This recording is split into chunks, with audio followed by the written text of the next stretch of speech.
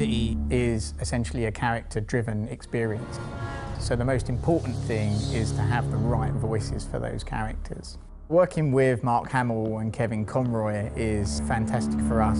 Like most people, you know, when you read the comics, these are the voices you hear of Batman and Joker. So, yeah, it's very hard to imagine the game without them.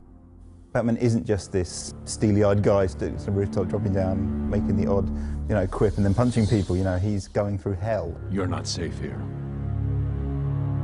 No one is. Kevin would come in and go, "No, I don't think Batman would quite say it like this," or "No, this is how I want to say this line." And we're like, "Okay, cool, awesome, let's go for it." Don't worry about me. You're needed out there. I've been doing the character now for 20 years. The audience knows him as well as I do. They would know in a second if I did something inauthentic, and they'd call me on it. Get out of my way, Quinn. Leave us alone, B-Man! I said move! When you see Mark become the Joker when he's actually in the recording booth and doing these voices, he actually physically kind of twists himself and manifests himself into Joker. Mark, sometimes I think he actually is Joker, so he just turns up and he just nails it. In fact, we rewrote all the dialogue to really fit into where he was taking Joker. Surprise! You fell for the old sick Joker guy, Batman. There's something about scary clowns, that it just creeps people out. But you of all people should know there's plenty wrong with me. His purpose in Batman's orderly world is just to mess him up big time. Take my blood, for example. I wish somebody would. This stuff is killing me. Why should I care? Because now there's a teeny little bit of me in you too, Bats. He gets great joy out of just the most sadistic, oddball things. Imagine sucking down that last breath knowing that Gotham is doing the same. What are you talking about? Oh, didn't I say? I've spent weeks shipping samples of my blood to emergency rooms all over the city.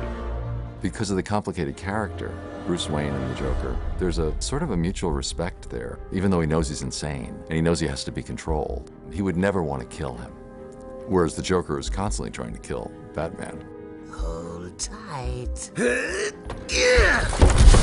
in touch!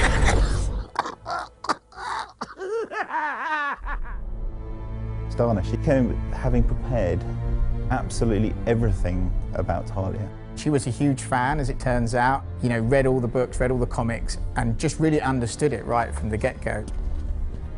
It's different voicing a character versus actually acting or performing a character on screen.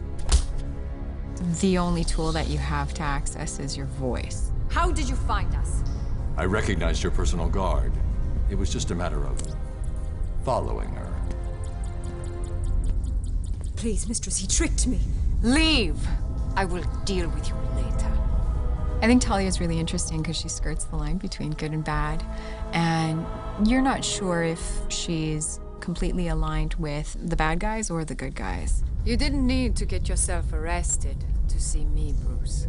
After that night we spent in Metropolis, you could have just called.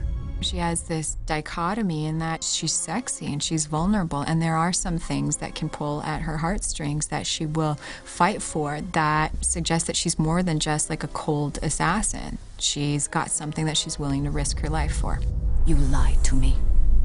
I thought you loved me, Bruce. Authentic voice acting and having this direct link into Hollywood and working with all these great actors, for us, it is the real difference between making a good game and a great game.